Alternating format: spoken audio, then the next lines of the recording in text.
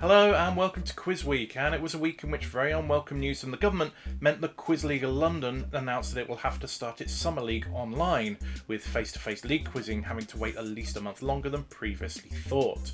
But it was also a week of excellent quizzing, and we will focus on that in a minute. But first, a very quick catch-up on what has been happening on all things quiz.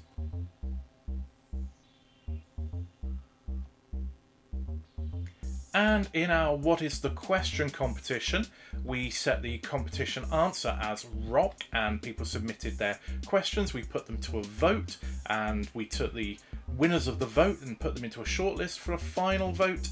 And the winner is the Coronation Factory in Blackpool has been making what item synonymous with the town and celebrated in a song by George Formby since 1927. And well done to Nick Reed for winning the competition this week. We'll be issuing another answer on Sunday on Twitter and on Facebook, and then you'll have 2 days to get your questions in, and we'll start putting them to a vote early next week. Also, congratulations to the winners of the votes last week, and they were Ian Toms for his fantastic Buchel qualification score, Marius Bogdan Tudor was second, and Kevin Ashman was third. And in the team vote, it was the Jeff Maltby fan club of OQL fame, who came first, Neutral MILF Hotel of OQL USA, who came second, and Park Split of the Milton Keynes Online Quiz League, who came third. Congratulations to all of you. Throughout tonight's episode, we will be announcing the latest nominees for Quizzer and Quiz Team of the Week, and you'll be able to vote until Sunday evening. We have also released a video this week showing a new way of nominating people and teams for our Quizzer of the Week and Quiz Team of the Week vote. The address is there, tinyurl.com/ATQ nominations. You can nominate anybody or any team for any quiz performance as long as it's in the week leading up to the deadline on Thursday. In OQL this week, Dave Dalgleish scored a full house for Strong Fauna. He's previously averaged 3.332s per game, so that was a huge jump for him and a fantastic achievement. A nomination goes to Dave. Also getting a full house was Andrew Fraser for his 21.8. He gets a nomination. And Evan Lynch gets a nomination for his fantastic best performance in Brain of Online Quiz League and a superb 19.7 in OQL to lead his team to a narrow victory. An honourable shout out this week to Matt Bunting of Social Quizdancing for a blisteringly good 7 out of 8 2-pointers in this week's friendly, which I'm told was more 2s than he managed in the last OQL season. In terms of team performances, the Huvians picked up their first draw of the season following 6 successive defeats. In turning around their poor form, they secure a nomination. Quiz Machine Kills Fascists are nominated for having 3 out of 4 players making Team of the Week and a 10-point win over Team Northeast. They're now level on points at the top of Division 1, with only points difference keeping the Jeff Maltby fan club ahead of them. And all the Kohinoors are Belong to Us have 5 wins out of 5 now in the Rookie Division 4, including a 7-point win over their nearest rivals, Foregone Conclusion, finishing the first stage of Division 6 top of the table. It's tight at the top of most divisions right now, but the outsiders have given themselves a buffer at the top of Division 4. Can the rest of the teams stop them from breaking away? In OQL USA, a nomination goes to Matt Childers, whose 25.7 was the top score of the week. While there were 2 outstanding team performances this week in OQL USA, and nominations therefore go to the Fast and the Curious Rotterdam Drift and Neutral MILF Hotel, both of whom had 3 players in their division's Team of the Week. The Connections Online Quiz League is looking for teams and players for Season 2 right now. This Only Connect style quiz earned rave reviews from players during Season 1 and looks set to be a big hit second time around. Also recruiting for players is the QB League, so if you fancy some Quiz Bowl style quizzing, then sign up, and if you don't know what Quiz Bowl is, check out our recent interview with Dal Jackson. And on to QVQL now, and in Division 1 there's only 2 rounds of fixtures left. And it's still tight at the top. The Sons of the Varangian Guard still hold a 2-point advantage at the top of the league, thanks to their 49-43 victory over Disparate Origins, with QVQL league statistician Mark Preston top scoring in C3 with 16. The Container Drivers maintain pressure on Sons of the Varangian Guard with a 56-39 victory over Merseyside Quiz League.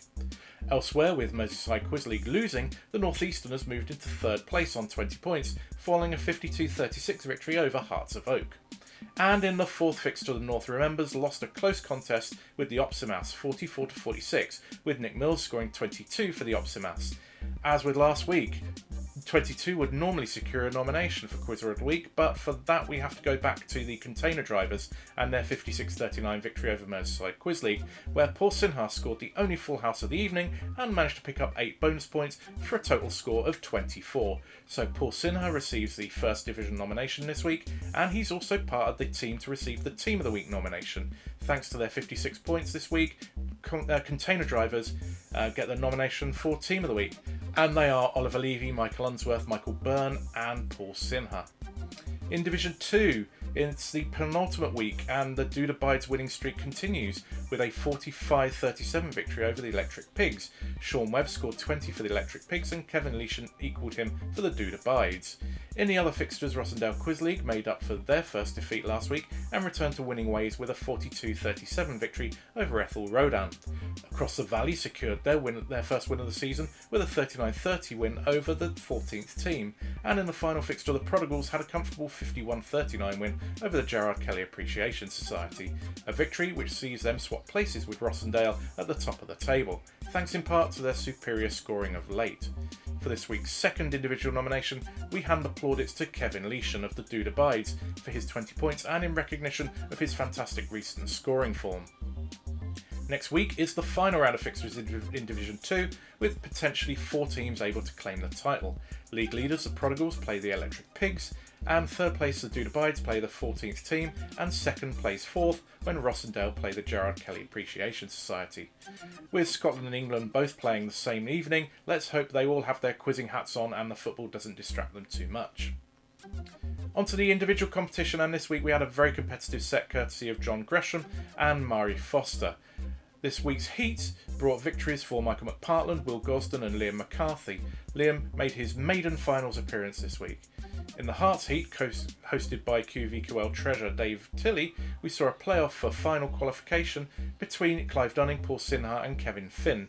It took 12 questions before Clive dropped out and a further 6 questions before Kevin Finn sealed the qualification spot at the expense of Paul Sinha.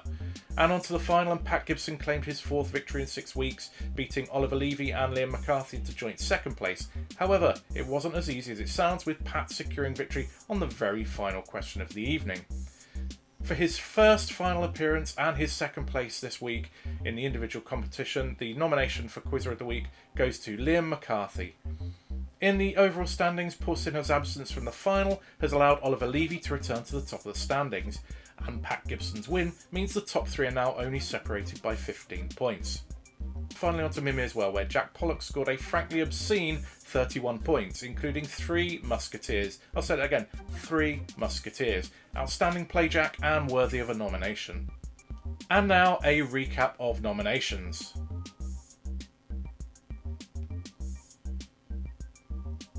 So the nominations are for Individual Quizzer of the Week, David Dalgleish, Andrew Fraser, Kevin Leishon, Evan Lynch, Liam McCarthy, Jack Pollock and Paul Sinha. And for Quiz Team of the Week, all the Cohen-Oils belong to us, Container Drivers, Huvians, Neutral Milf Hotel, Quiz Machine Kills Fascists and the Fast and the Curious Rotterdam Drift.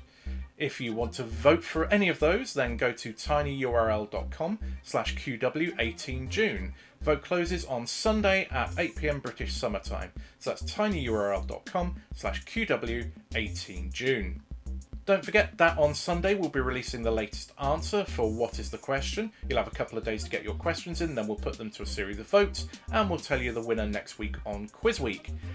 And also don't forget lunchtime quiz time on Twitter. Every day at 12 o'clock we release a question, and at 2 o'clock we give you the answer and a bit of supplementary information. So that's it for this week for Quiz Week, but I'll leave you now with a video explaining again about our new nominations procedure. Until then, see you next week. Join us in celebrating great quizzing. There's a new way to nominate someone for Quizzer of the Week, or to nominate a team for Quiz Team of the Week. Performances in any quiz anywhere in the world are eligible.